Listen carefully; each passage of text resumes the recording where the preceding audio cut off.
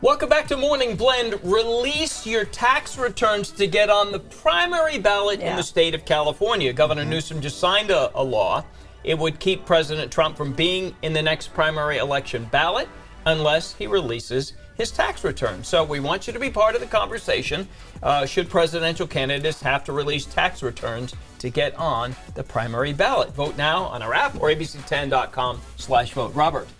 I think there's a lot of people saying that the governor overplayed his hand in this, and this will have the net negative effect according to what they want to accomplish. But there's an interesting debate about what this may do for down ballot candidates. If Trump is your candidate and you are excited to go out and vote for him in a primary, and then you're not able to, would that affect all the other Republican candidates that you would also likely vote for? So there's a down ballot effect that could happen. Yeah, I'm scrolling through the comments. A lot of you are not a really big fan of this. Jackie says this is another reason she despises this power-hungry governor. David says, who cares? He does want to see the birth certificate, though. So let us know how you feel about it on our Facebook page. The conversation is going right now. While you do that, let's get to your daily blend of news, weather, traffic, everything you need to know to start this hump day off right. Brittany, what's going on with traffic? Let's make sure you're prepared. Happening today, local law enforcement will run a 30-mile memorial relay in honor of falling officers Natalie Corona and Tara O'Sullivan.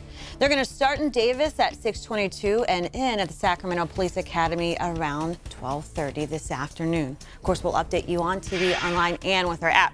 Let's take a look at traffic 99 at Sheldon. I was just checking behind the scenes all of our traffic cameras, and I think this sets up the tone, meaning, yeah, we're slowly starting to get busy. It's not a headache yet, but that could change.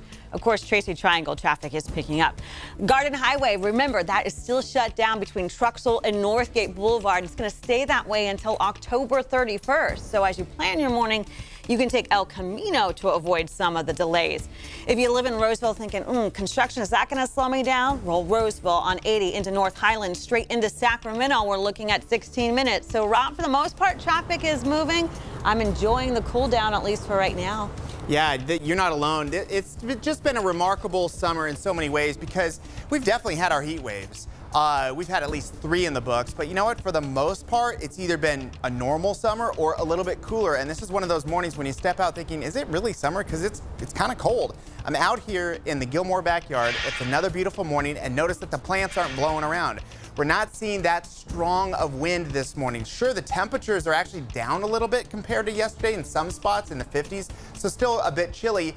But notice that the wind speeds at the bottom there where it says SW6 or SW4, that's the direction and speed. Last couple days it's been 10, 15 miles an hour in the middle of the day for many locations, meaning that the ocean cooled air was really keeping our temperatures down for many spots in the valley. Not all, but many. And we're seeing less wind this morning, meaning that we are going to have another nice day for the most part, and it's keeping those high temperatures from getting too far up there. However, that's going to all come to an end this weekend as we're looking at another weekend, Saturday, Sunday, and beyond, close to triple-digit heat. Update coming up in just a little bit. Back to you. All right, Rob, thank you very much. 5:34 is your time. Today, we're hoping to get more answers from Fairfield police on what led a mom to leave her newborn twins behind a strip mall. Here's what we know. Somebody called police yesterday reporting a woman who just gave birth to twins on a sidewalk. When police arrived, they found one of the twins was dead, the other fighting to survive, but is now stable. The mom was found a few blocks away. She's getting medical care and is detained, but has not been arrested. Many of you are asking on Facebook, aren't there places to safely surrender unwanted newborns? Yes, there are places, fire departments, other places that are out here that have placards usually displayed, a hospital. Those are places that individuals can take babies to. California's Safely Surrendered Baby Law helps unwanted newborns be brought to safety. It allows a mother or a guardian to bring a baby within 72 hours of birth to a designated safe surrender site. The person surrendering their baby doesn't even have to give their name. Kirsten. All right, so let's get to some other stories that are making headlines for you right now in your Daily Blend. More than 900. That's how many kids the American Civil Liberties Union says were separated from their families at the border. And this happened the year after a judge ordered the practice to stop. The ACLU was accusing the Trump administration of separating immigrant families over things like traffic offenses. A lone wolf? Police now believe there is no second suspect in a mass shooting Sunday in Gilroy. Investigators were looking into whether a 19-year-old who shot and killed 3 people and hurt 19 others had help. Now, the FBI is focusing on why he did it. In memory of Kayla. We're in pain that we lost her. The family of Kayla Salazar is remembering her this morning ahead of what would have been her 14th birthday this Sunday. She was killed in the Gilroy shooting. A vigil was held for her last night in San Jose, and her family said the last thing she asked her mom for was a golden retriever puppy. They'll be getting one in her memory.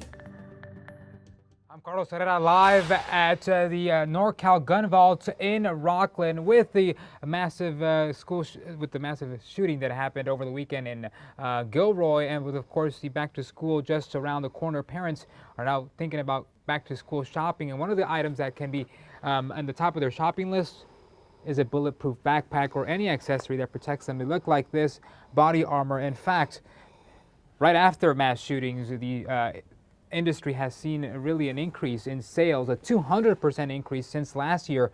And this, of course, goes with connection with the increase of mass shootings in schools across the United States, 11 of them since 1999 after the Columbine shooting. So again, this morning, we're not telling you you should go out there and buy one of these for your kids, but just consider it and tell you about how important it is to be educated. Right, Eddie Ford here with NorCal Gun Yes, Vault. sir. Just knowing that you have this resource, I think, is important, so that for the peace of mind of knowing your kids have some measure of safety.